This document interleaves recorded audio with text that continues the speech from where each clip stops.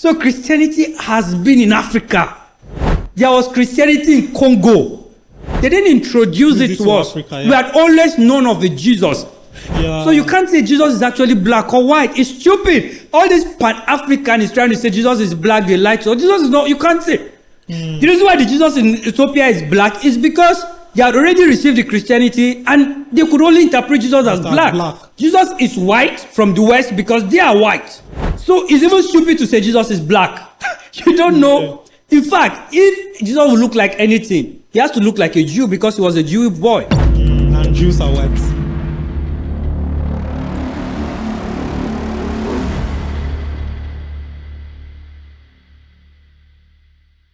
Hi guys, so welcome to another episode on Talk Point Studios. And on today's episode, we'll be going in hot. We'll be talking about religion today. Then we'll talk about the concept of God. And we have our amazing guest. So, but before we even go into that, have you seen the last episode? It was very hot. I think our last episode was on, we talked about politics, we talked about insecurity in the country and all of that. If you have not seen it, just go to, I think it's our last video on YouTube. Check it out. Don't forget to like, subscribe, click on your notification, on the notification icon so that you can always get updates when we drop new video. And also follow us on all our social media and follow us on Instagram, Facebook. We are on Twitter now. Just type Talk Point Studios. Just type it. You see it on Twitter. We are on Twitter. Then if you want to be a guest, reach out to us on our official email address, talkpointstudios@gmail.com. That's the only place we can respond to your messages. And let me put this. Our studio is located for now in Benin City. So for those of you that are always asking, I'm in so place, how can I come? So we are located in Benin City, all right? But however, if you want to be a guest on our studio, just reach out to us on our email address to give you the terms and conditions. So now let's dive into this topic. We'll be right back. All right, welcome back. So we have our wonderful and amazing guest here. He flew in all the way from Lagos. So he will be talking about some aspects we do not know about on religion and history. So most of us do not know that there are some historical facts that back up religion. You see the religion where all of us say, no, religion is scam. The Bible is wrong. The Bible is false. There are some historical facts. So, and he's going to be throwing some insights on those facts. I don't know about it. Let's just hear from the horse's mouth. So you are welcome to Talk Point Studios. Thank you for hosting us. Thanks, guys. It's a pleasure to be here. Yeah. I mean, you guys' podcast is so explosive. Thank you so and I think this conversation is relevant. By the way, my name is Eli Sajo, and I not flew anyways. I came on from Lagos. Yes, I shipped, flew, rode everywhere. It was a pleasure to be here, my guy. Thank you so much. Thanks. Thank you so much. So let's go into. So I think we have a template for this. So now, in fact, before you came here, it was one of our video that went viral. You saw. Yeah, I saw that video. That's interesting. Someone came. She was saying that there is no God, and we are just having back and forth on that. We got a lot of feedback, to be honest, from the comment section. People reach out to us on our email address, on every year, like on all social media, like. Some of the feedback we are getting, like I was like, it is many like this for Nigeria. We don't know say. You know that's interesting thing, right? It is many for Nigeria. I was telling a friend that you see, Christianity in Nigeria right now, it has it's like we're not telling ourselves the truth. So I told a friend, I said, will you be shocked that if you go to an average Christian church, and the pastor says, let's do an anonymous survey, who believes in God in this church? You will not tell your name. You will be shocked. There are a lot of people to church because the truth is, it's not making sense. Let's admit, right? The version of Christianity we preach in Nigeria. I will start with a controversial statement I usually make. I say that why is it that Islam in Nigeria is synonymous to poverty, and Christianity in Nigeria is synonymous to being a fool? Right? Yeah. So when you mention Christianity right now, it's almost as though it's talking about mindlessness. Mindlessness. So a lot of things is not making sense. But because we are a communal society, Communal society. so people are mandated to just do go it, to church even- to identify. yes. But you'll be shocked how many people that go to church that don't believe in God. They are just not ready to talk about They are not it. just ready to talk about it. So when they saw someone came online, I said, this guy is communicating our mind. Mindless, So you all of them on the comment understand? section. You understand? So, and I think that was why you also came. A couple of people also reached out to us, but I feel like he also was like very constructive and Yeah, I mean, I'm a communicator. Okay, Like, so okay. when I saw it, I said, let me construct a message that at a glance you're able to tell if I've. And Yeah. for me, thank you again for this invite. Yeah. I think it's a crucial conversation because personally, there was a time in my life that I was not believing in God, right? Yeah, and it wasn't because of anything. I've always been a person of reason and logic. Okay. So I got to a time in school. By the way, funny enough, I was a campus zonal president for a fellowship. I won't mention the fellowship. I was a 2-time zonal campus president. I was a campus president. So I was a zonal president twice. I was a campus president. I was a Bible study secretary. But at the time, I just got to a point where I felt this wasn't making sense anymore. So I ditched Christianity. My father see this.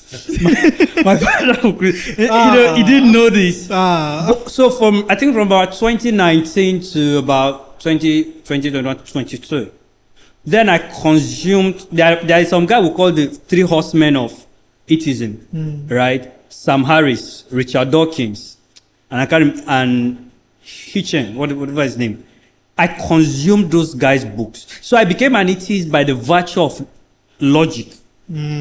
But it was that same logic that brought me back you- to religion. See, I feel like if you are a Christian and you have not gone to the part where you be like, this thing I'm doing, is it making sense? You are lying to yourself. You are like, see, well, let's say you are even, if you have not gotten to that part, it means your Christianity, you have not started Christianity Yeah, actually. it means you are not looking for truth. Yes, it means you are not looking for truth because even me, during COVID-19, I was studying the Bible. I had there were a lot of unanswered questions that after that time I was not like, I don't need to question this thing because Christianity used this form of fear, quote and unquote. So there are some things you are not expected to talk. They will tell you about blasphemy. You don't blaspheme against. I'm going to address that. Against I hope the Holy we don't Spirit, forget. and they will just put many things. Maybe the They podcast say- has started, so we can be yeah, going a it bit. has started. I want to. I have. I have a your questions, template. have you? Yeah. So we are going to start with the concept of God and creation, but I just want to lay the floor. Yeah. So as at that time,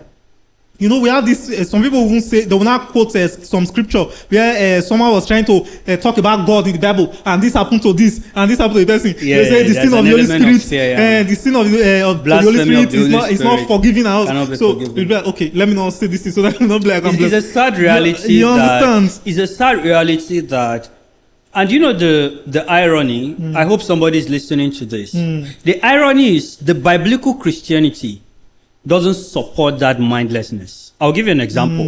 Please, you can quote me and check it. When Thomas told Jesus that I want to see before I believe, Jesus didn't say to him, you have blasphemed or you are an idiot.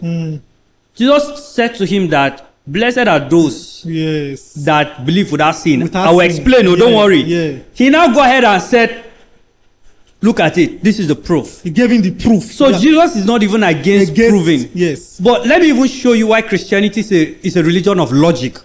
I made a post a few days back, and in the post, I used ChatGPT to draw a caricature. Okay. The caricature is a guy came to church, his brain was half open, his skull, and then the pastor was trying to remove the brain. The caption now wrote, welcome to church, we don't need this. We don't need your brain. We don't need your brain. That is how Christianity in Nigeria is practiced. Christians have been taught that to be spiritual, you don't need to use your mind. But let me shock you. When Jesus said to Thomas that blessed are those that believe without sin, he said to him that Thomas, after all the evidence I've showed you, the miracles I've done, the things I've said, you still don't believe me. Yeah. So that statement is founded on evidence. Jesus expected Thomas to believe based on the evidence he has already. Okay. So the idea that God is not expecting people, so Christianity is not a mindless religion. It's a religion that is based off evidence and proof. That is why Peter told Christians, he said, be willing to defend your faith at any time. At any So that when people question you, you remember how Paul would do? The Bible says Paul will go to the arenas where the Greeks are and debate with them. Them. The Greek were philosophers. That is where Aristotle and Socrates Yes, come. they So he wasn't going to quote Genesis. He was going to debate because these people were scholars. So, but when it came to Nigeria, because that's the only way to control. You know, if I tell you, the moment I tell you, you don't need to ask. The moment I bring you Holy Spirit, Yes. you know, you lose your agency to ask To questions. ask. So it's a control game. Man game. It's a mind game. Anybody that tells you you cannot ask question, or once the Holy Spirit said it, even the Bible says test every spirit. Every spirit. So anybody that comes and tell you Holy Spirit said don't question, that person is trying to manipulate Manipulate you. you. God expects you to question everything. Everything. That is the whole summary of the book of Job. The book of Job, who was a man asking questions. So where did this version of Christianity comes that it's blasphemy? I mean, it doesn't make sense, but as I said, it's they want to control. They want to control. Nigerian pastors particularly. So let's dive into it. So the concept of God and creation. So as I was saying, someone came and said there was no God, and so we had a back and forth. Even people from the comment section, some of them, they actually never know where they are. So I want us to talk about the concept of God. Who is this God? Where is he? What is he? What is he like? So they will not talk about the concept of creation because you know, some people say Genesis is creation. Some people say Genesis is not creation. Creation started from what was that? Big Bang theory, blah blah blah, reaction, different postulates. So let's talk about the concept of God and the concept of creation. Interesting. I think that's actually quite a tricky question.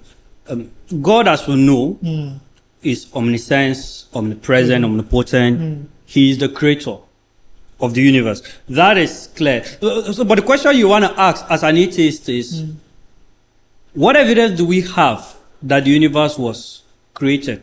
Yeah, that's creation. Right? So we'll say, what evidence do we have that God exists? Okay. So that's why I say the concept of God. What evidence do we have that God exists? And what evidence do we have that the universe was created by God? That's the concept of creation now. Do you understand? So Okay, I feel you. Yes. So if you want to, you see, the truth is they go both hand in hand. That's what I'm trying to explain, Okay, right? okay, Because the very definition of God is creator. That's what it means, first of all. Creator. Creator. So to even argue the existence of God, you have to argue creation first. So they go hand in hand. Okay. I don't know if you understand. That works. Yeah. That works. So the creation is the easiest way to prove the concept prove of the God. concept of God. That this earth, this universe was created. And the good thing is that we have evidence. I won't say proof. Here is where it gets logical. Okay? You know what proof is? You can't really prove anything per se in this life. But you can show evidence. You can show evidence. Right? So for example now, can you prove that I'm the guy we spoke to online? The best you can do is show evidence of our chat and our communication that will not lead you to a logical conclusion. So that is the idea of God's existence. Because proof is show me God, which is where the atheists are saying, if I don't see God, I won't believe. And the argument is you don't need proof to believe in things. Yeah. If you go to a hospital today, you trust the doctor, right? Let's say you go to a big hospital, standard hospital, you trust that the doctor will heal you. You've never seen the patient that the doctor has healed before.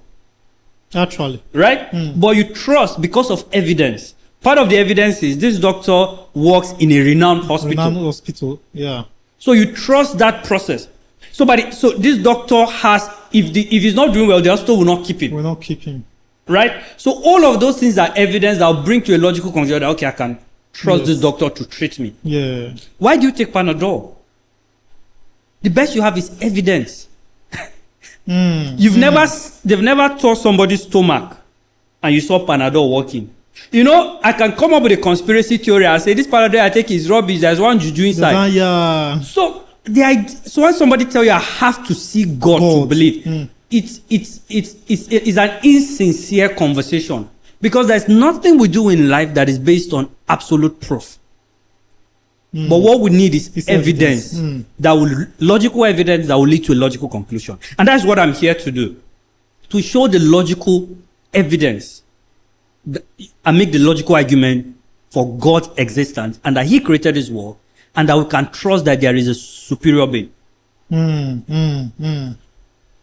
That's profound. Yeah, thanks. So, we'll start with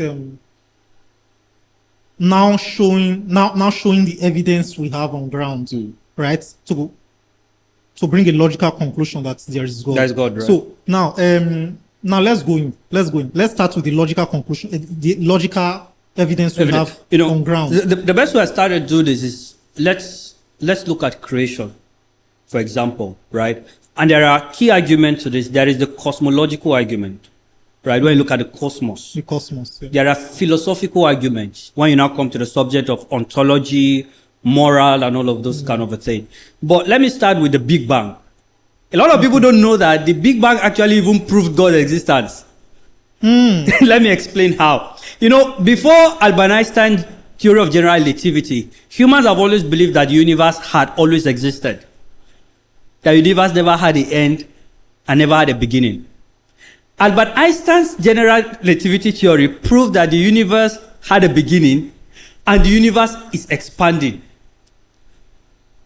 Okay. And that's where the Big Bang came in. Yeah. The beginning of things. And Albert Einstein was one that made the argument for the Big Bang more solid because it was his theory that proved that energy and matter exist together. Matter can be converted to energy, energy can be converted to matter. So the Big Bang makes sense, right? So the universe had a beginning. Now I need to understand that physics generally agree in the law of cause and effect. It's a fundamental law of physics that you cannot have an effect without a cause. That's third law of motion. Yeah. You cannot have an effect without a cause. So the question is, what caused the universe?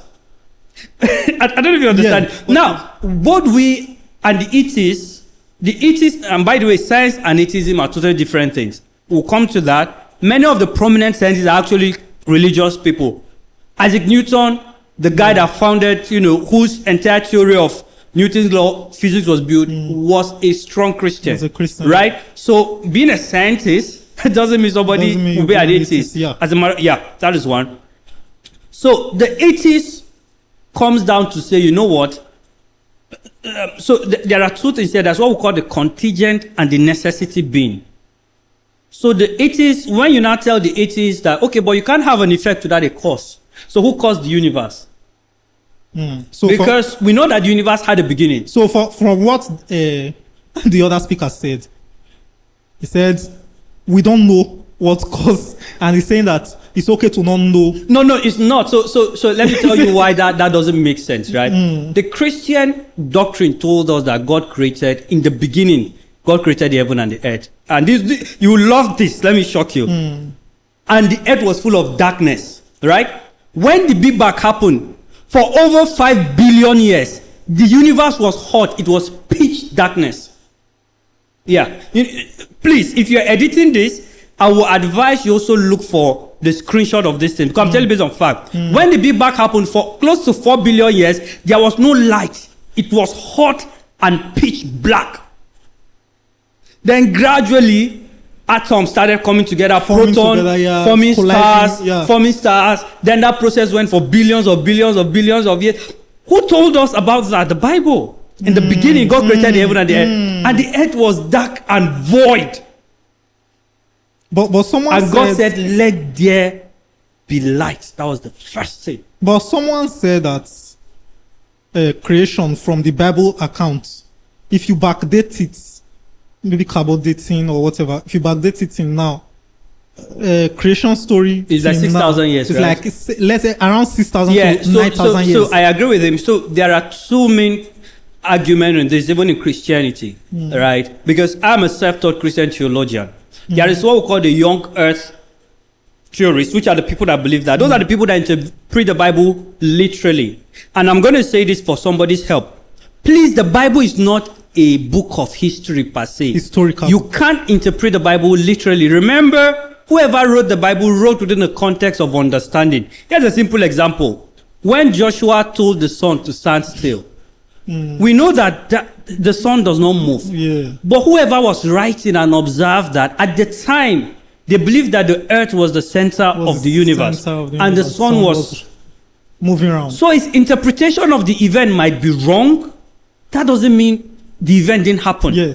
So you need to understand that the people that wrote the Bible, because the Bible was written Handwritten. and it was compiled later, which we can, if we have the chance, we're going to come to that about the story of the canonization. Right? Yeah. But the point is, it was written by different people across different timelines that didn't even met each other. We met each other. Yeah. So these people had a understanding of the universe at the time, right? So for example, now, let's say we say that this astronaut went to the moon.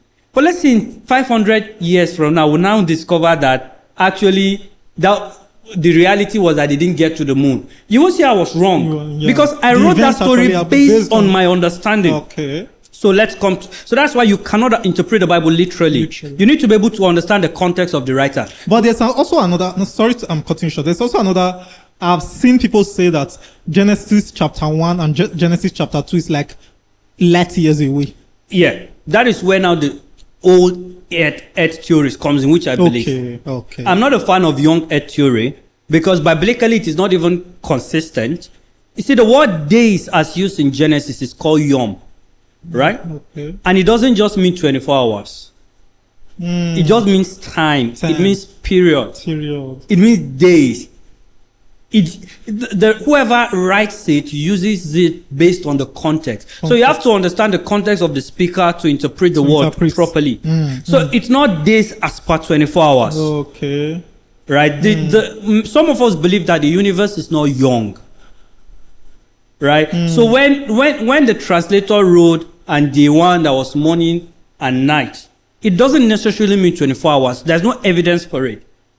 So you can't interpret it as 24 hours timeline. Okay. Because it's so vast. So how then do you interpret that Bible? Then by understanding all of this context. I don't know if you understand. Yeah, so the earth is not 6,000 years. It's impossible. It's light years. It's billions. It's old. Right? Yeah. So talking about the cosmological argument, I think I was trying to lay a foundation on that. Right? So we come to one fundamental point, the atheists and the theists. We all agree that the universe had a cause. So it is who caused it. Then that response I get, you don't have to know who caused it. But it's not true. Because we have what we call the intelligent design argument. Is that the universe has certain what we call cosmological constants. That even Albert Einstein himself had to admit, Albert Einstein doesn't believe in God, but he said something. He said, I believe in the Spinoza God that made this earth intelligent. Even scientists are marveled. It's impossible to have this universe by random. That is the point. Yeah. That is where the intelligent design argument comes in. You can't have this complex cell. Yes, this complex. Randomly. This so intelligent, so beautiful. Do you understand? So the cosmological constant, for example, gravity, right, is so precise that if you were to have gravity as 9.11, stars will not form. Yeah. It's so precise and constant. And the question scientists are asking is, no, that number cannot be random. Gravitational field, so precise. The way the universe is expanding, so precise. We call it the fine-tuning argument. The universe is so fine-tuned that scientists do not have an explanation for it. It's impossible for a random chaos. Because the universe was formed out of chaos. Right? How do they call it? The way Jerry said it. God formed this earth out of chaos. Now remember again, when the writer said in the beginning, God created the heavens and the earth, whoever wrote it at the time didn't know of the concept of universe, mind you. Yeah. So when people ask, is it only earth that God created? What about other? Whoever wrote it didn't know they existed. So it makes sense for him to just assume. It's just like the way historians will say Alexander conquered the world.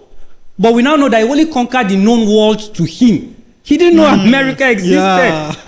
So whoever wrote the story of Alexander was not lying. Alexander conquered the world within his own context because they thought that was what the world is. The world looks like. Right? So the universe is so precise that Albert Einstein, though doesn't believe in God, said that he believes in a God that designed this universe intelligently. The universe is so intelligently designed. That's what we call, the design argument. It's impossible to have this level of precision, right? This, not just precision, direction, information. For example, the human DNA has instructional codes.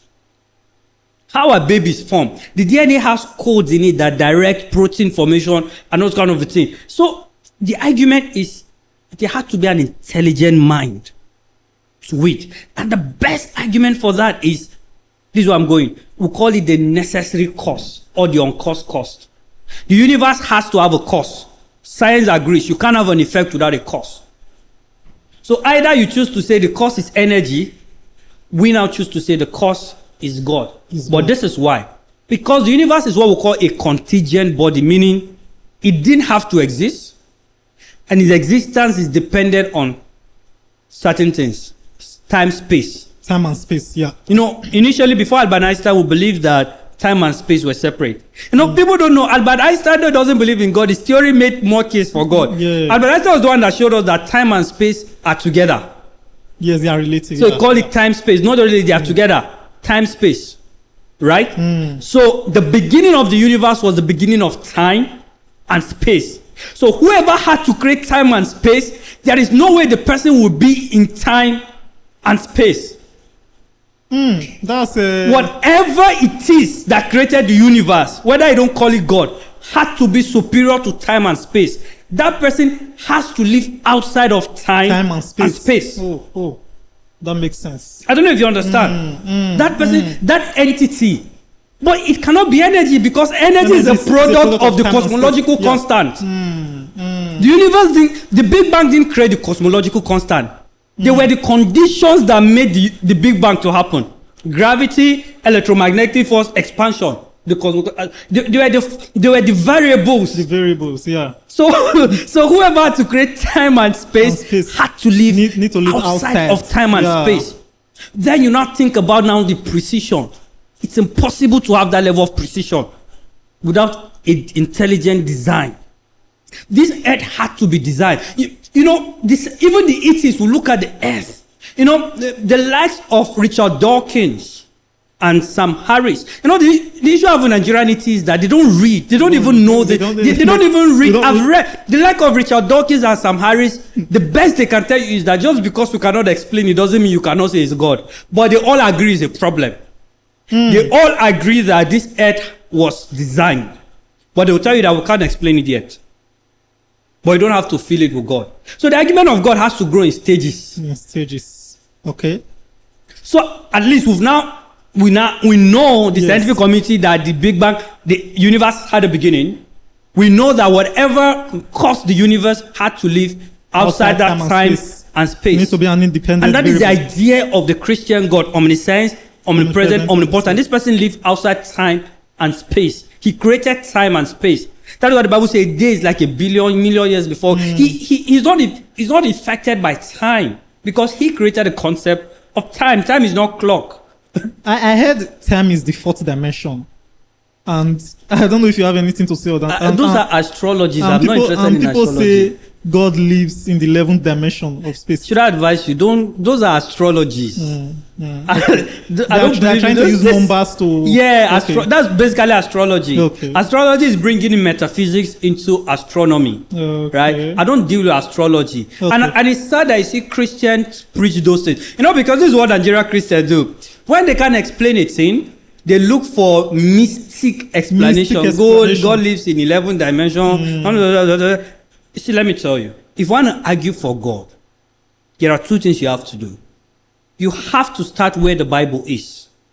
And you have to look at nature. You can't bring in what is not in nature and the Bible. It doesn't make sense. But people say, example, our guest speaker, Rita, she also said that astrology is the only thing that makes sense. We just didn't catch that on record. Say astrology is the only thing that makes sense. Astrology is bullshit. Yeah, he said that's the only thing that makes sense. Astrology is bullshit. Astrology is bullshit. And ladies is to those how things. do you not believe in God but you believe in astrology? So you see the irony. For you to believe in astrology, you need to believe in metaphysics. Metaphysics means something beyond the physical. right? So for you to believe in astrology, you need to believe that there is a supernatural Yeah. existence, Yeah, whether I call it God or not. constant, So yeah. you shoot yourself on the On foot. the foot again. You can't say there is no God. God. So it means you have a personal issue with God. It's not based on evidence. It's based on I have an issue. Let me call it anything, but let me not call it God. God. Okay. Because you can't claim to be an atheist and you believe in astrology. Astrology is metaphysics and it's all bullshit. As a matter of fact, temperament is more legit than astrology because we have biology for temperament. Yeah. We know that babies are born with predisposition already. So you can give birth to two babies without any external factor and they will grow up with two different traits. Yeah. Those are presupposed. So temperament, Melancholy, sanguine, melancholy, phlegmatic. and those. It's Yeah. more scientific. One of the major significance of God's existence, or God, I call God a necessary being. There's a guy, and atheists love quoting him. It's called Voltaire. He said, "God does not exist, but don't tell it to my servant, if not, they will kill me at night." Have you seen that quote before? No, I don't think so. So atheists love it, and it's true. You see, the idea of God forms the basis of morality. Okay? We call it a moral lawgiver argument. For example, here is what it is, and I laugh at them because they believe in evolution, right? Yeah. Right? The same atheists that believe in evolution, guess what? Are the ones insulting Britain for colonizing us. Let me tell you why that idea does not rhyme. For you to believe in evolution, you have to believe in survival of the fittest. Survival of the fittest, yeah. You can't tell a lion, for example, is wrong for killing an antelope, right? Survival for the fittest, right? Yeah. But how comes if I kill a fellow human being, you say I'm wrong? Evolution justifies it. Is that in evolution, if I'm strong, I should be able to deal with you, dominate you. Survival of the fittest. You can't believe in evolution and be disgusted at colonization. Because colonization is a classic survival of the fittest, and evolution makes room for it. The reason why, or even slavery, guess who fought for the end of slavery? The church. William Wilberforce. Yeah, people don't know this. Slavery ended in the early 1800s because William Wilberforce, who was a Puritan, because of his Christian faith, said slavery is wrong. Now they may come for me and say, but there's slavery in the Bible. I understand that. It's a big rebuttal and it's an honest conversation. But slavery ended because of the church stood against it. William Wilberforce fought for years to cancel slavery. Not just that, when Britain eventually enacted the ending of slavery act, the British spent their money to stop slavery. Mind you, hope you know slavery was done by private companies. People don't know. Hope you know, you that are watching this. Slavery was done by private company. The Royal Niger Company, for example. Slavery was a private owned business. They only sought permission from the king, but it was the government, private owned business. Yeah. So the British, when they ended slavery, thanks to people like William Wilberforce. In fact, William Wilberforce single-handedly fought for the end of slavery. And he did that because of his Christian faith. So the idea of God is necessary for the concept of morality. Because if you believe in evolution, how can you tell me Adolf Hitler was wrong? Survival of the fittest. Yeah. In fact, the entire Adolf Hitler journey was the Aryans are the superior being. We have to dominate other people. Yeah. Adolf Hitler was classic Charles Darwin. Classic. If you want to define Charles Darwin evolution, you pick Adolf Hitler. Adolf Hitler. But we came and said, no, it's wrong. It's wrong to kill. Because we believe in the concept of dignity of human life. Evolution does not have dignity of human life. You are a random product of chaos. There is no purpose. There's no purpose. There is no dignity. Religion was what gave us the concept of dignity and value. Morality, value, purpose. All humans are created equal under the eyes of God. So the very concept of freedom is a byproduct of religion. Yes, people use religion for evil. But even the freedom we enjoy is a product of some people reading the Bible. In fact, the slave had the guts to revolt By the way, slavery, Africans were already doing slavery before Europeans came, right? Yeah. The slaves had the guts to revolt because they read the Bible and they realized that we are all equal under the eyes of God. How come somebody is controlling us? So God is a necessary, one of the significance for God's existence is that not only does it give us a sense of purpose, it does what Voltaire said. It creates a sense of morality among us. Law and order. Law and order. Virtue. The other argument is what Sam Harris made in his book, Letter to a Christian Nation. Sam Harris tried to argue that you don't need God for objective morality. His argument is morality is subjective. It's subjective. But the morality is subjective. How comes do we now agree collectively that some things are bad and Some wrong? things are bad, yeah. If morality is objective, then people should not be punished for crime. Yes, so it means killing should be right in some places. In some places, Yeah. you know. So I think we also have this argument. You know, So let me give you the classic example, right?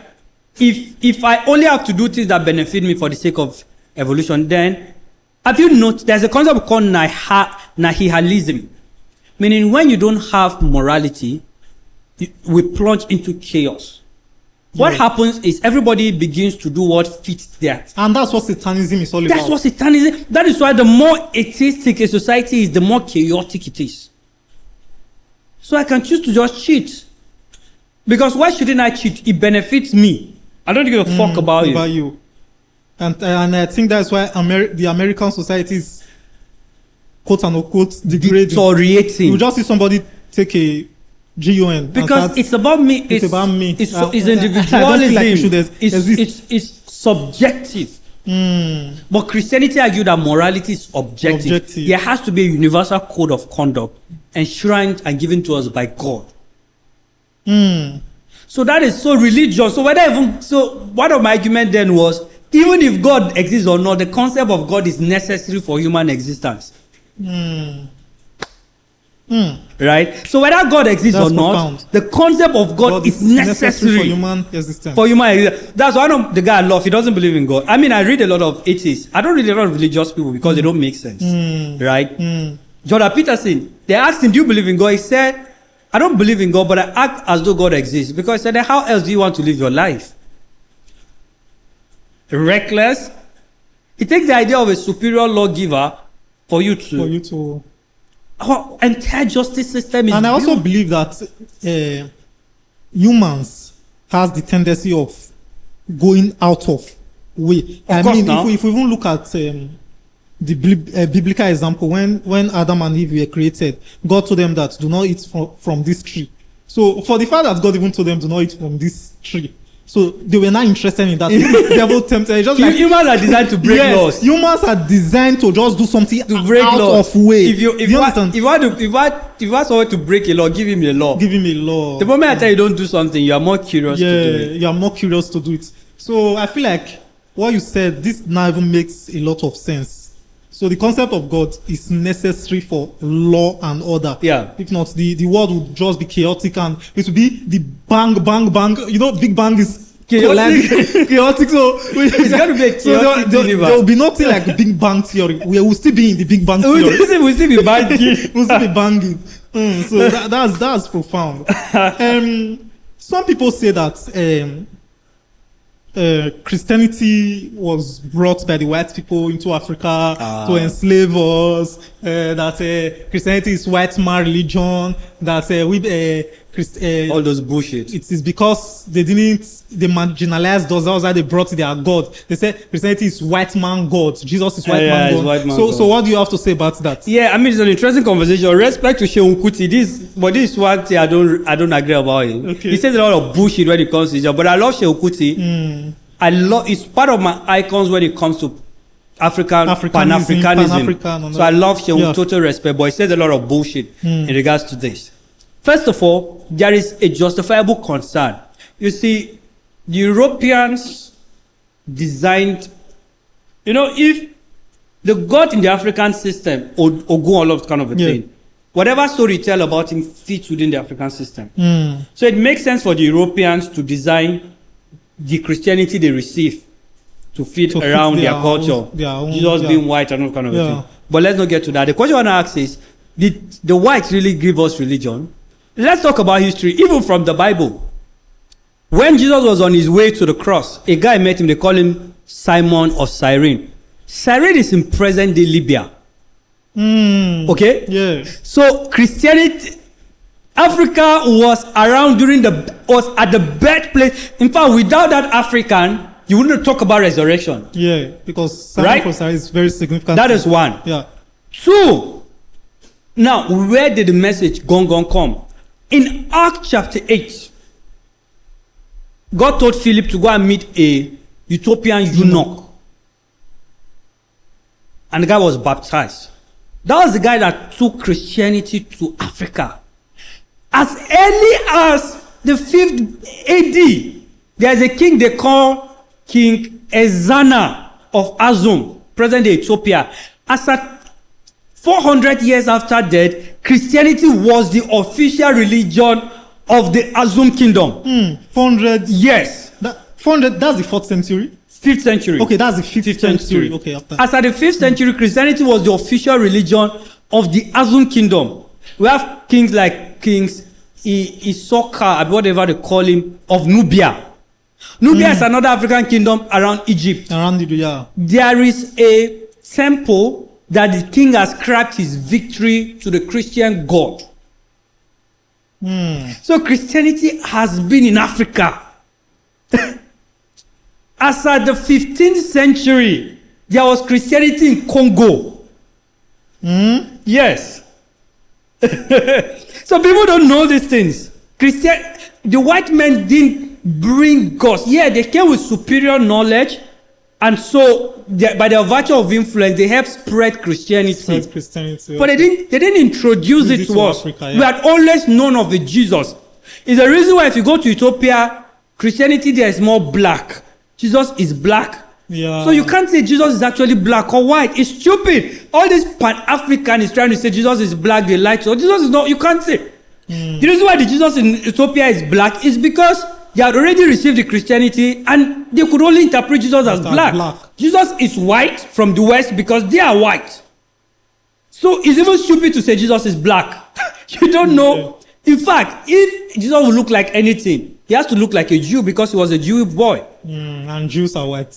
Well, not really white. That's why Hitler killed them. He didn't consider them as Aryans anyways. But forget, I don't want to even go to that. Yes. I'm saying that, first of all, Christianity has always been in Africa as far back as 400 years after Christ. The British helped spread it.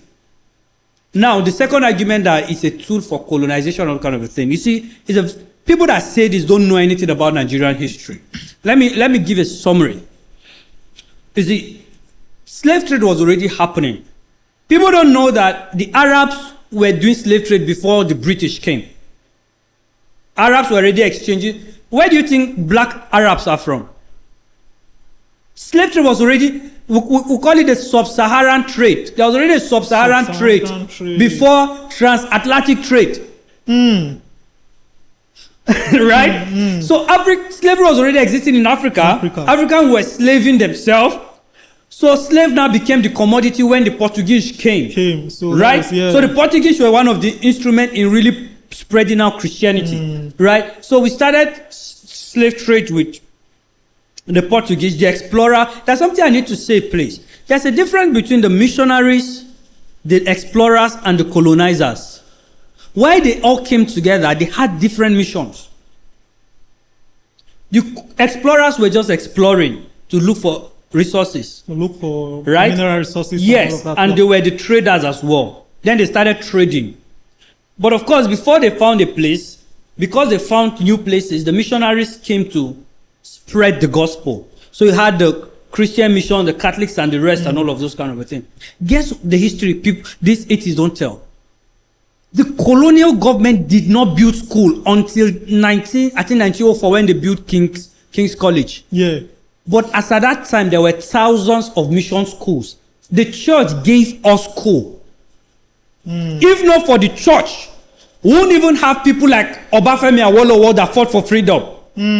How about Macaulay, Obafemi Awolowo, Nnamdi Azikiwe? They went through the mission schools that the missionaries brought.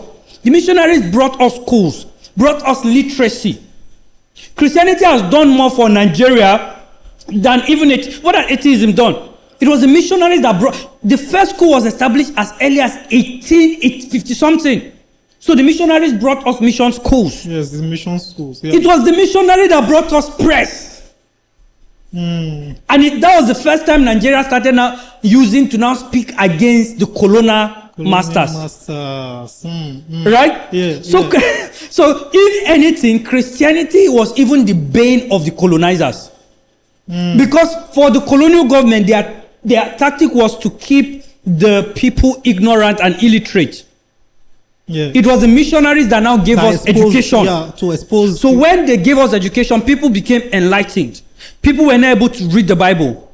They now gave us press. People now started writing against. Writing the Bible. People like Herbert Macaulay now came up.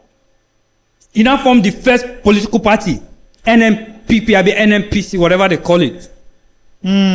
Right? So Christianity was a gift. If not for Christianity, we wouldn't even have those guys that went through the early mission school.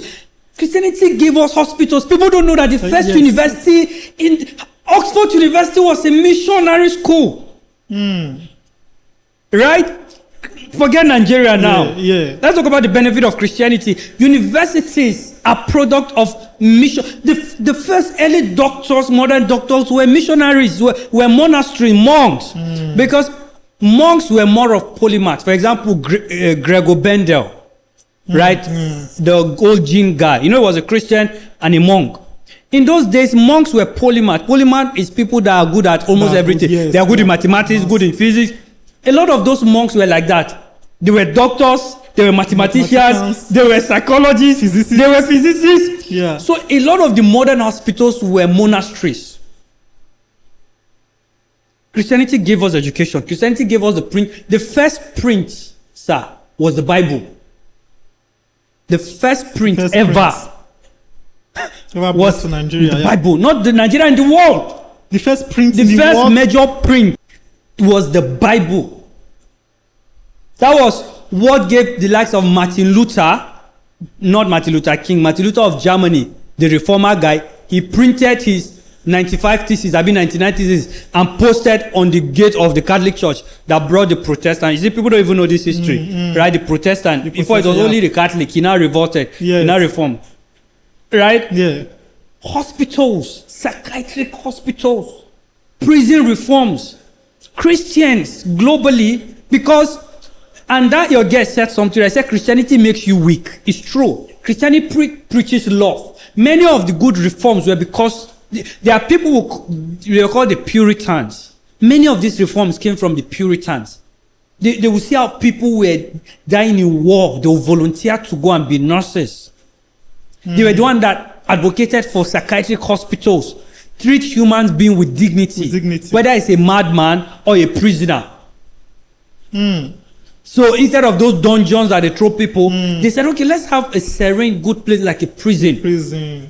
These were Christians that were informed by their Christian faith. Christianity has its dark side. I agree. So in essence, for the world, Christianity has done more good than harm. He has done more good. By the time you mention one harm, one of the harm, of course, is that people are being deceived by. But here's the funny thing about deception. Religion is not the problem of Nigeria. Nigerians are their problem. Let me drop my iPad and say this. Nigeria. Guys, let me say this. And I said it at the beginning. Okay? Why is Islam synonymous to poverty in Nigeria? But Islam in Saudi and the UAE is not poverty. If you say religion is the problem, then Saudi Arabia, where Makkah should be poor. I think Saudi Arabia has one of the largest oil reserves. Of course. The UAE today, where it's even recently that they started allowing women to drive car. As conk as they are rich. So Islam is not the problem. African is our mindset. Christianity is not the problem as well. It's a black thinking. It's a black thinking. So the black man wants to oppress his people. Sir, when the colonizers left, guess what our Africans did? They now started, right? They loved colonization. That is what we are in now. That's what we are in. Democracy and all of it. It's colonization. And I was even telling somebody that How are we sure that if we had not gained independence now, Nigeria will not be better than the way it is now? Well, it may not. The reason I'll tell you is because the colonial administration at the time didn't care about growing Nigeria. Let me give a basic example. Have you noticed all our railroads are not being used? People don't know why our railroads abandoned. They think it's a government problem. It's not. Those railroads were not built for mobility. They were built to transport goods Okay. from farm to the seaport. They were not built for for movement. So the colonial masters were not interested in developing the continent. That's why they didn't give us schools until so many years after. So if we're still under them, we'll probably might not develop. There are some countries that gain independence very late. I think countries like the Netherlands. Their independence is less than, I don't know, you can fact check me, but I think their independence is less than 20 years. Say. Or maybe South Africa. A good But- example is South Africa. But you see the development we have there. No, remember, the reason why South Africa is developed is because the whites are staying there, mind you. So how are we sure that? But it's not the Because same for Nigeria. how- Nigeria only had administrators. How are we sure that they would have not stayed? For example, I think They will not stay. Mosquito will kill them. No, Nigeria weather is one of the most favorable weather. No, they died because of mosquito. And I don't know. A lot of the missionaries were running away. I know, but then again, you need to understand that those times, malaria, the cure for malaria was not so rampant. They would have had a way that they would To deal with all of these things, right? Because Nigeria, If they are stayed, actually, no, I will agree with you. If they are come to stay, but you have a bigger problem. You now have a South African problem. Because that will not be argued, why should white people be staying in our land? that's another. Right? That's Let's another. focus the argument of if we're still under colonial rule. Okay. I will argue to say we will have not developed because the we're not interested in developing. Developing. They never gave up. But look at it. The first school was built by the missionary in 1850 something. Over 50 to 100 years before the colonial government built the first King's College. So they were not interested in development. We're just a place that could extract resources. This other topic I'm even thinking. Are you sure let's not go into But this. let me drop my point on Christianity being a white man religion. It's total bullshit. And Christianity has done more even for Nigeria than now. What Christianity used to some point, I have to agree, yes. For example, the slave owner, Christianity preaches love, respect, obedience. So truly, the slave owners use all of those texts to make people obedient to them. Right? But that's a misuse. That's a misuse. Yes, it's a misuse. Black man will misuse anything. He's misusing Christianity now. Yeah. Christianity that was foundation for founding universities in Europe. Christianity that was the foundation for founding hospitals. Christianity was what pushed William Wilberforce to call off slavery. It came to Africa, is used to oppress. Education is now used to oppress. The black man will use anything to oppress his people. So don't blame Christianity. Even the most purest. Sir, before Christianity came to Nigeria, they were using African traditional religion to oppress. They were selling slaves. It's slave trade though. I don't know if it's, I watched one Benin movie.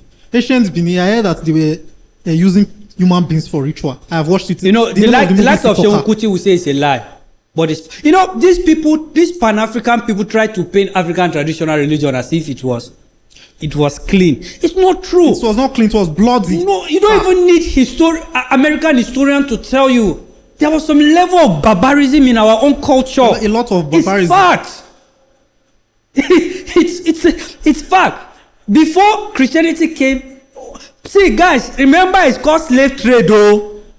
It means somebody was selling and somebody was buying. So it was your kings were selling you. Yeah. Mind you, when Lagos was conquered in 1889, when Oba Kosoko was deposed, Oba Kosoko was a pro-slave trade king. Yes. He fought to the other Oba.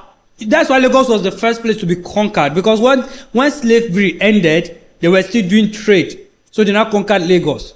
Our kings were selling our people for glasses. Guys, it's slave trade. People were selling. So we are not all the saints. We were never saints. We are not saints. Both the Europeans and our kings were evil. It's slave trade. People were selling, people were buying. Yes, the Europeans were stealing people, true. But the people that did more of the stealing were the kings. The kings were stealing more. Where the kings started fighting was when the Europeans came to collect their kingdom. Collect their kingdom. Yes, that's when they started fighting. When the Europeans came, after slave trade ended, the Europeans didn't want to leave Africa. They now said, okay, since we're not going to do slavery, let's start selling, granite, oil, and all kind of things. They started enforcing treaties. That was when the king started fighting. But the king were willingly selling their people. Come on, what are we saying? So the whole idea to whitewash African tradition is bullshit. So before you criticize Christianity, remember that you won't even have the education, the intellectual capacity to even argue. You won't have it even for the missionaries that gave you schools. And the missionary did that intentionally to give you freedom. So the idea that it's a white man religion, what do you mean? It's not. And Christianity is not our problem. Africans are. We're abusing religion, we're abusing education, politics, we're abusing money, everything. we're abusing everything. Okay, fine. They started saying that democracy is a problem. I mean, Yeah. you see, in intellectualism, we call it fallacy. Fallacy. Yeah. Right? It's a fallacious way of thinking. Democracy is not your problem. You are your problem.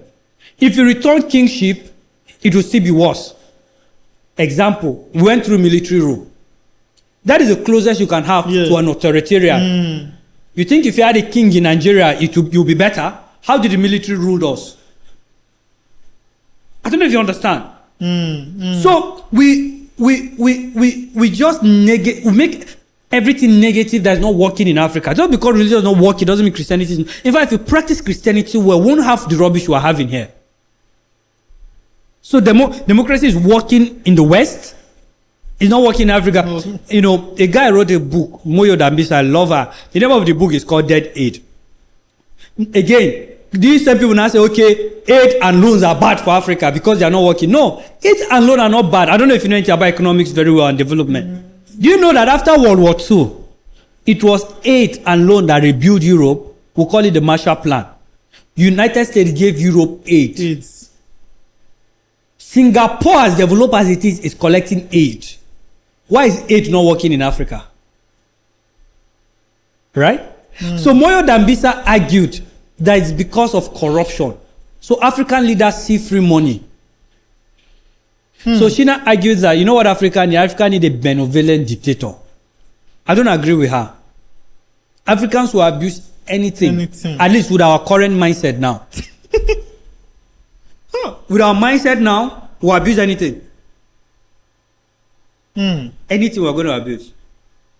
I wish we start telling truth about our culture. Our culture was not a saint. Our kings were not all godly and saintly and loving. They were brutal. Africans will abuse anything. So it's a mindless argument. So let's talk about Christianity versus religion. Because people often say that two major problems in Nigeria, which, from what you have said, I will not even call it a problem again. They say religion and tribalism is the two major problems in Nigeria. And Christianity falls under religion. So I want you to say a bit about Christianity versus religion. Let's even try to. Is there any difference? What are the similarities? Because from the Bible, they will say Christianity is a way of life. Christians people are funny. I mean, I'm a Christian anyway, so we are funny. We love very spooky language. What do you mean by Christianity is a way of? Christianity is a religion. Because actually, how Christianity came about was a group of people seeing certain people and be like, these people are behaving like Christ, and they call them Christians. So here is it. If you make that argument, I'm going to tell you that I hope you know the way you are practicing Christianity is not how it was practiced in the Bible. Church is an organization now, right? The concept of church in the Bible is not a gathering, right? In the Bible, you don't go to church. You are the church. Church goes to places. You don't go to church. But if people have church that will go to. So it's more like Christianity right now is a religion. Let's stop all those fancy language. Okay? It's just that Christianity preaches relationship with God. You people have rituals. You have rules. What is a religion? Religion is an English word that describes something. Religion describes a group of rules that bond people, a group of people that are bound by certain rules, ritual, and practices. It's so Christianity have rules, ritual. You do Christmas, you do Easter, you do Christmas, you go to church every Sunday, you don't work. That is a classic definition of religion. But again, the only difference is why I can now say again Christianity is a way of life is because unlike other religion that it ends in the act, right? Christianity does not end in the act. Transcend beyond that. Christianity is trying to establish a relationship with God.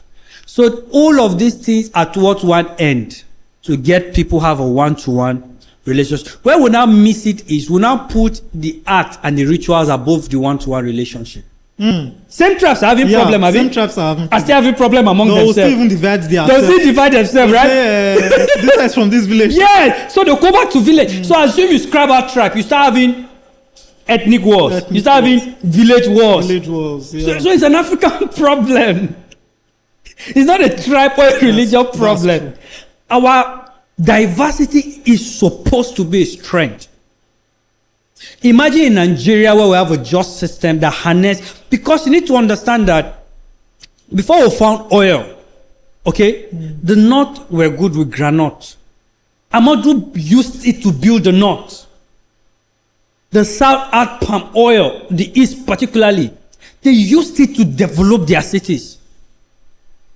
Our diversity is supposed to be a strength. If we could they'll tell you that, oh, there's this tribe that their own is yam. They tell that this tribe, their own is potato. So just imagine all of it being exported out. Exported, every tribe's harnessing their potential. What they know how to do best. Yeah. Like the Benin, they say we are good with iron, sculptures, carving. So should you scrap Benin's culture because you want to save, you imagine I say, okay, let's scrap, there's no Benin, everybody's one.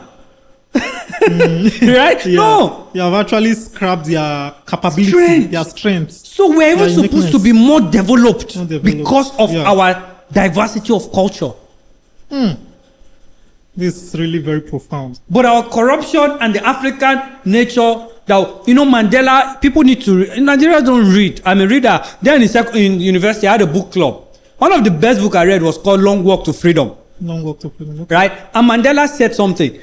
He said when they started fighting for freedom, he said he saw something. The blacks that were being oppressed started oppressing their fellow black. And I said, apparently the oppressed will become the oppressor. So Mandela discovered that as a blacks, we have to agree that we have a problem. We want to oppress ourselves. Did you see? I saw a video yesterday. I think this happened in South Africa. A black South African were telling other black immigrants to that leave. You saw it. They said they should leave. So I was like, in South Africa, we're having a crisis between the whites and the black. Now it's not even black and the black again. They are blaming migrants for their problem. Can you imagine? For their problem. That shows you another problem. Africa. We don't like taking responsibility. Africans, we don't like taking responsibility. We love blame game. That is why we embrace religion. That's why people that hate religion I understand. Because Africa, now that they have God and spirituality, they always look for something to blame. Yeah. So I understand people that hate religion. Because Africans love blame game. So instead of taking responsibility, it's easier to dump it on God and the Holy Spirit. Blame, yeah. Right? That's how God is. The God we serve, Jesus, that came from Israel. Israel are building shields to defend their country. We are praying. Right? The Saudis are building military defense to protect themselves, are building road. But the Muslim in Nigeria, if his person died of bad road, that's how God wants it. But Saudi have solved that problem for God.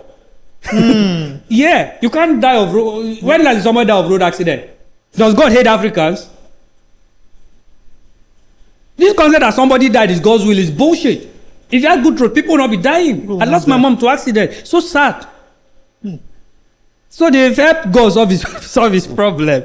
So Africans love blame game. It's a problem for us. We love blaming. So South Africa are blaming other Africans. I mean, just bullshit. They had independence for how many years? They've had a black president for a long time, since Mandela. The black community are still underdeveloped and they keep blaming the whites. The whites. You guys are more in state legislation. You have the power. You have the presidency. You have the military. And you are still not developed. And you are still blaming. Come on, let's be honest, man. We have to admit that we have our own problem. So what do you think is the solution? What's the remedy? Because even this you are saying now is more like a black mentality. It is. I'm not joking. So it is a race. Don't put words in my mouth, but let me explain to prove to you, right? Pan-African said Europeans are our problem. Let me remind you, in case you don't know, Africans is not the only colonized continent. India was colonized. In fact, it was more brutal in India. Do you know how many people died of hunger? Millions. Today, India is developing. China was also colonized, right? Under Mao, not China under Mao said will not have anything to do with the West. His people died of poverty and hunger. China decided to build relationship with the West. Today they are prospering because of the West. But you know what they did? Their leaders were visionary. They didn't hand over their country to the West. They decided to build a relationship. With the West, so they embraced the West, but they still were protecting their people, their culture. So that is what our own leaders are failing to do. What are they doing? They are selling us to the West. African leaders are the ones selling us. There will always be buyers as long as there is a seller. Yeah. Yes. So the West are not the problem. If you read, please go and read this book by Ngozi Okonjo-Iweala. Fighting Corruption is Dangerous. When I read that book, I almost cried. It's not that I'm a stoic man, I don't cry. Ngozi Okonjo-Iweala told stories of how white men will come with stupid deals. Politicians do not care to read the condition as long as money will enter their pocket. They will just sign. She told the stories. You know, they kidnapped her mother because she wanted to stop a deal between the Nigerian military. They kidnapped her mom. So, yes, I agree the West are evil. They want to conquer. But if our leaders are not complicit, they won't conquer. So, you know, our problem is a problem of leadership. And that's what the great writer wrote. What's his name? Not Wale Soyinka. What's the other guy? Chinua Achebe. If you read his book, he said Nigeria has one problem, leadership. And that is one solution, leadership. Look at Rwanda today. Doing great. It's a leadership problem. Look at Kenya today. Kenya is, you won't even think it's Africa. Why is Nigeria? We have to know. And that is why if we go into politics, I don't believe people that say Nigerians are the problem, is not leadership, it's political nonsense. Sir, yes, I agree Nigeria are corrupt. But we expect too much from Nigerians. Look at America today with everything they have, they are still being chaotic. Humans by nature will be chaotic under bad leadership. You need a strong leader. That was what Lee Kuan Yew did when he became Prime Minister of Singapore. He said, whoever will rule Singapore has to rule with a iron fist. If you leave Singaporeans, if you put Americans under this condition, Nigerians are 90% of Nigerians do not end up to 900,000. Do you know what it means to survive in Nigeria? And you are blaming Nigerians for corruption. So one event that also proves that Nigerians are not the problem, it is the government, is that when these same Nigerians that we say they are the problem, they live anywhere, when they perform travel well to the West, they perform well. They'll be the best graduated students. They do well in the medical field. Look at Kemi Badenoch is making us proud in the UK. I saw someone, like, I know the person on Facebook. She's now a US military. She did Nigeria's own big hospitals in the US. So I do believe when you say it's that a leadership problem. It's in fact, the person problem. that constitutionalized corruption, forgive me, is IBB. Ibrahim Babangida. Badamasi Babangida. It was during his time that the whole concept of 10% became a norm, where you have to give a government contractor 10%. That guy is the beginning of the fall of Nigeria moral. This is too political. Let me stop a little bit. No, because we have to actually dive into politics. Yes, we are in politics now. IBB plunged, with his whole reform, plumped Nigeria into the depth of moral. It was bad under the military regime, but IBB sealed it. So during IBB, and the corruption was done under the bed. IBB made it. It's leadership that brought us here. It's only leadership that will fix it. And it's not an easy job. I'm not saying it's easy. It's not a one-day job. Yeah. It's not a one-day job. Because our problem is what we call a wicked problem. Meaning, the cause of the problem is multidimensional. There's an ethical problem. It's a multifaceted. It's a hydra demon with multiple heads. Right? If you want to solve development in Nigeria, you have to solve corruption. But you have to solve corruption, you also need to work on the minds of the people. Right? Nigerians eat something and throw. You have to solve all of it. But if you start at the leadership, imagine now you have a leadership that arrests politicians.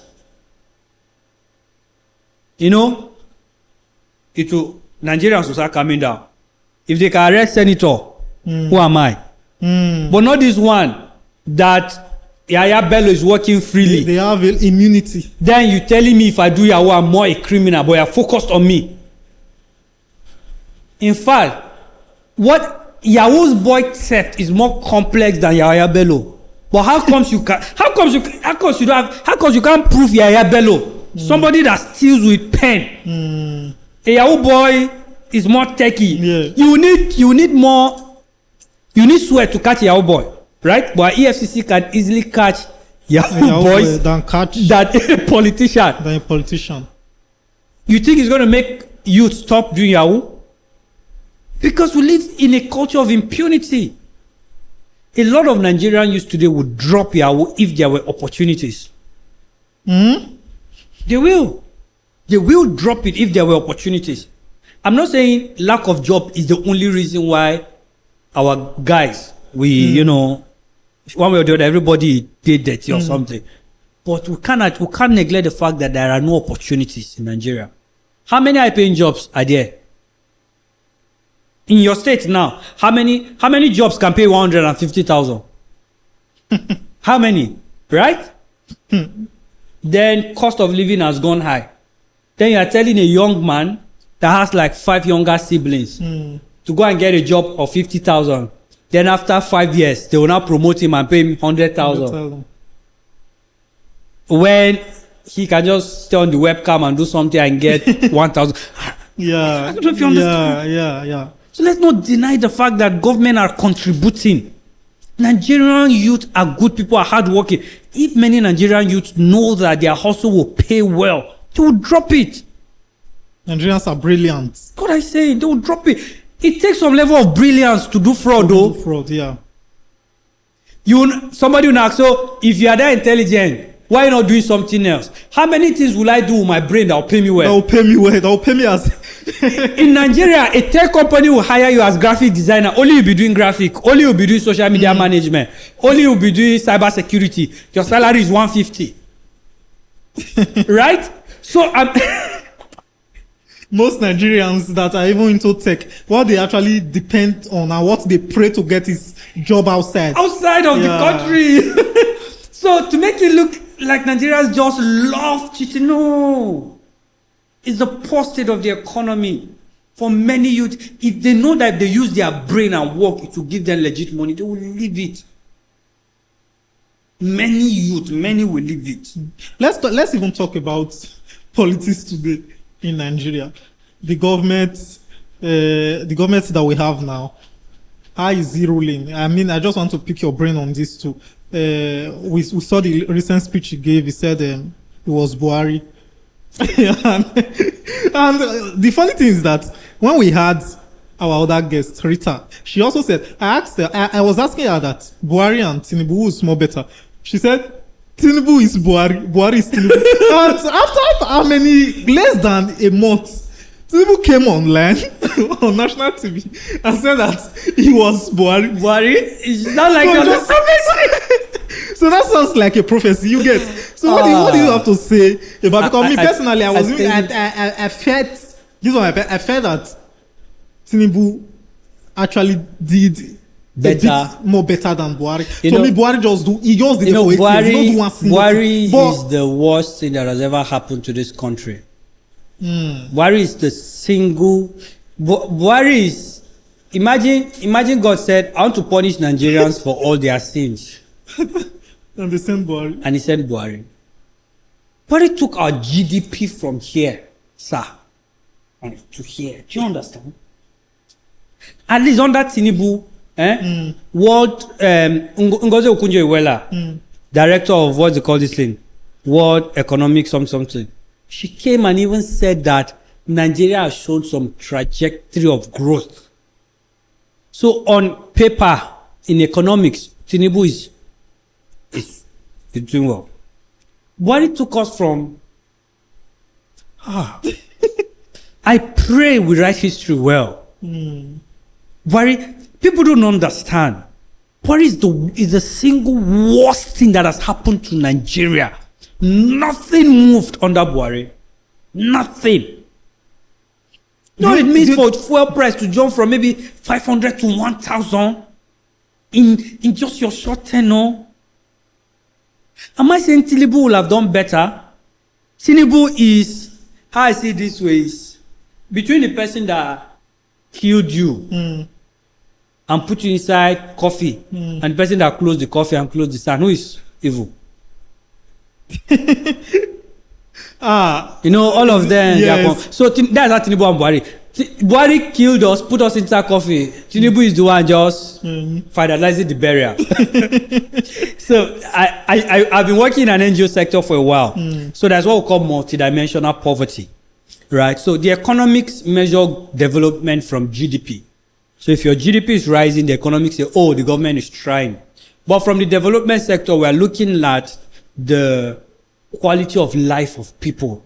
If your GDP growth is not affecting the quality of life of people, you are not growing. And that is how developed countries measure their growth. Not by GDP, but by quality of life. Gross GDP, but not by numbers, individual, but by quality of life. Per person.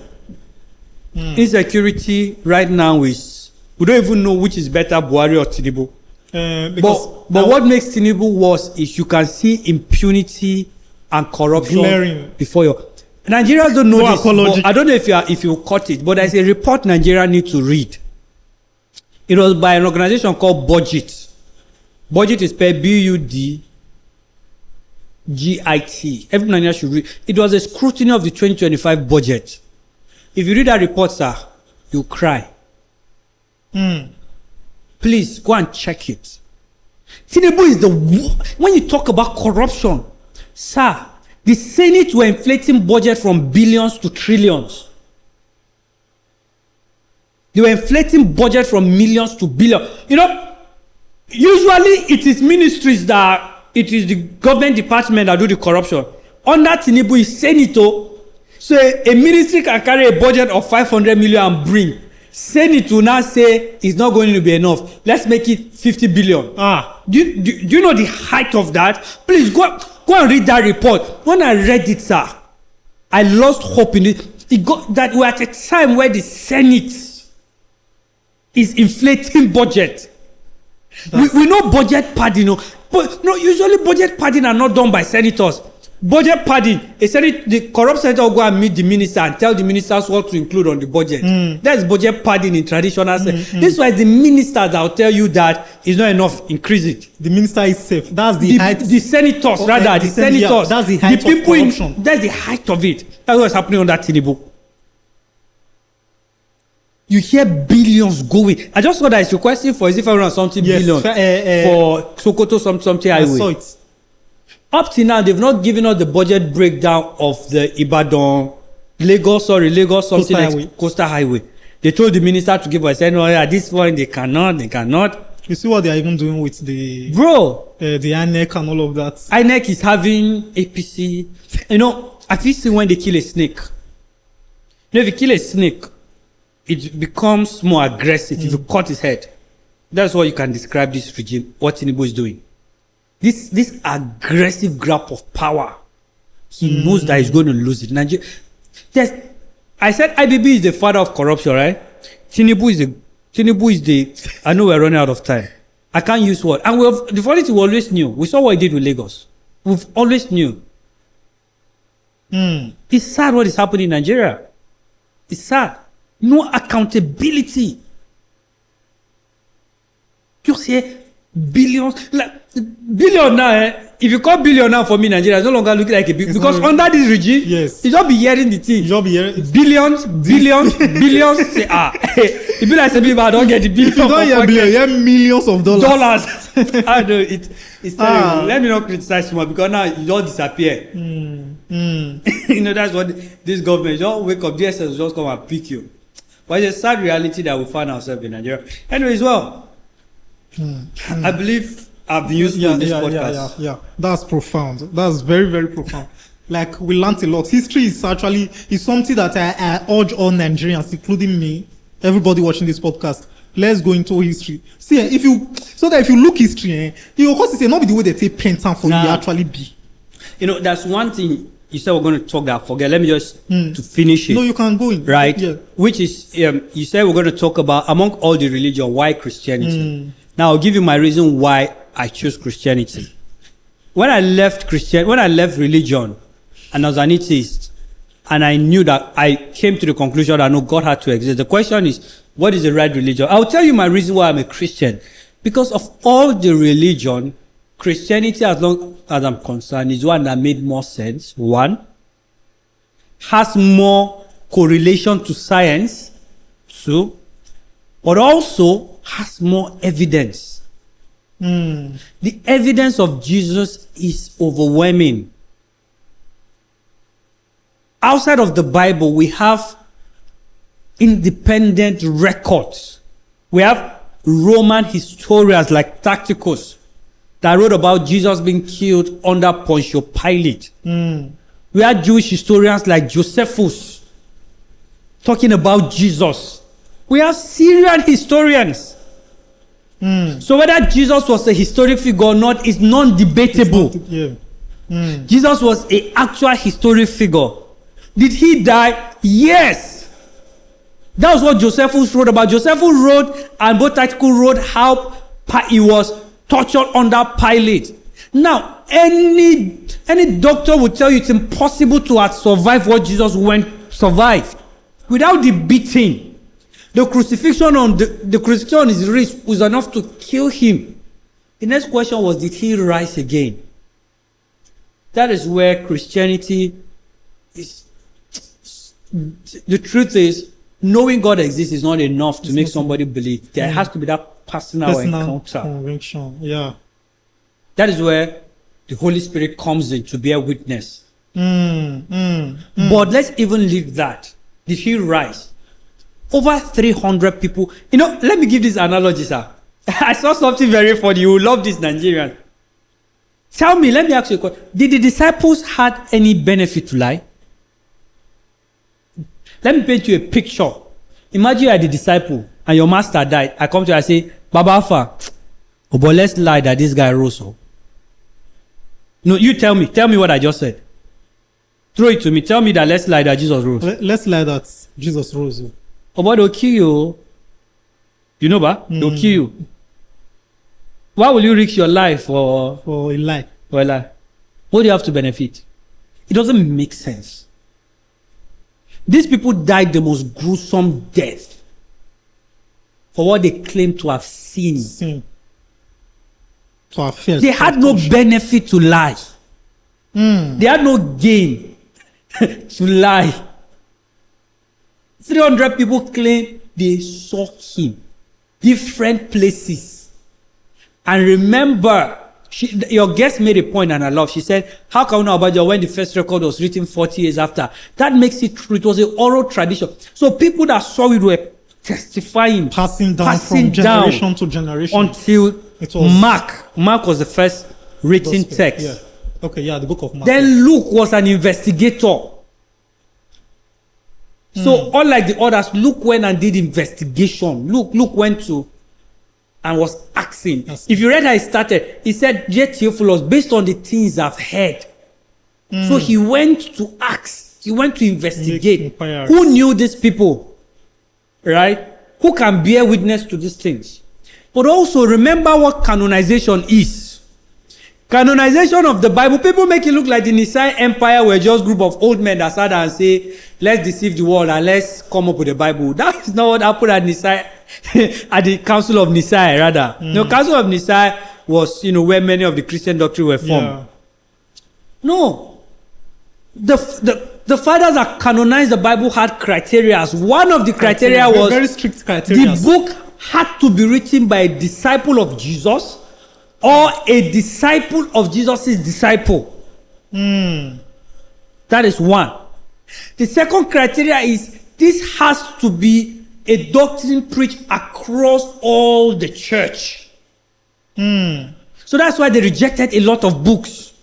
Because they did their best to ensure that what we include is the truth.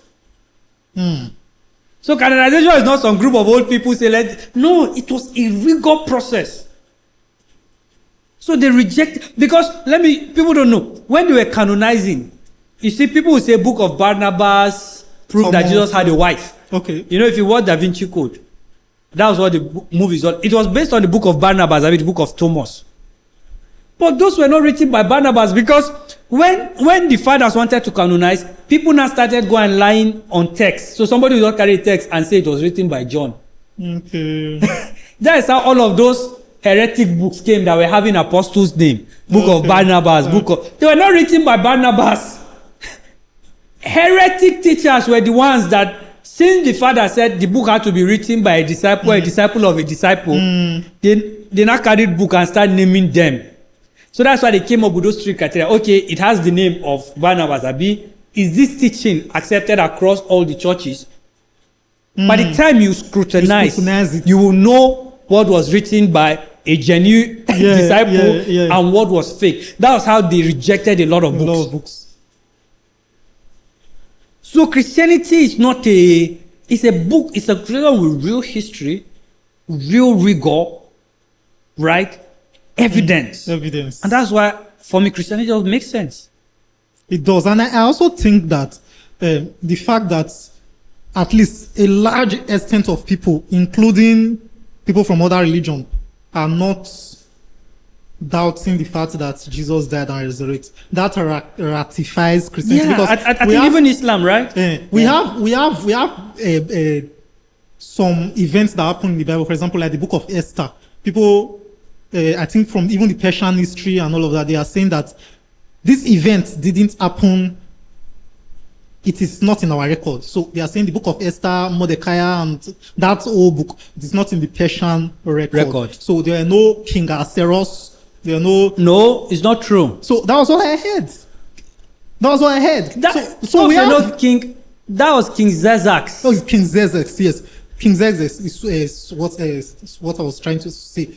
So, but King Xerxes is the actual historic figure. So, but they say that Esther is a fictional figure. Why? So you now see that we have people with different. People don't read though. We have people. No, but these are people, also scholars, that are saying that this is not. You see, I'm a researcher, okay? You see, in research, my primary job, I'm a researcher, core research, that's what I do. Right? Before content, right? In research, you have to look at the methodology of who is talking. Where is sources? So just somebody come and say, I'm a scholar, doesn't mean he had the right source. And research is not going on Google. It's not going to search and say, go and type on Google, is Esther a real figure?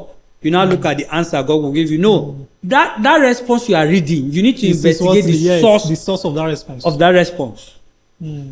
Xerxes was an actual figure. So, but I think this is also open for a debate for people who are also researchers. They can also check. But let me be honest with you. There are a lot of things that I don't think are real in the Bible. That's where Christians Christian might like me, but they won't like me for that. For instance, the book of Job, it's fiction. So we have these renditions that people say that, okay, this we just argue about it. Some people say, okay, from this account it is real. No, it is not. But at least the core and the center of the Bible, which is the death, burial, and resurrection of Jesus Christ, we are not arguing about. Bro, you summarize it. We are not The arguing Bible about is. it. That's And why I that's what told you. ratifies Christianity. I don't see the Bible as the word of God. People will come for me for this. Hmm. The Bible is a dictionary, or not a dictionary. The Bible is a library of different books. different manuscripts. Manuscript is a compendium of books that were written. So nobody can come and tell everything in the Bible had to be historically accurate. It doesn't have to be. That's where Christians need to understand. Everything in the Bible doesn't have to be historically accurate. Proven. Yeah. Okay? But it doesn't also delegitimize the truth, the central message in the Bible. Central message, yeah. And that, you know what? That even proves to you that the Christianity is not a scam. Because if I want to scam you, will I put myself in a disadvantage? The errors. I'll remove the errors. But for the fact that these people still allowed it because they wanted to do their best to maintain truth, I will remove all the error. Yeah.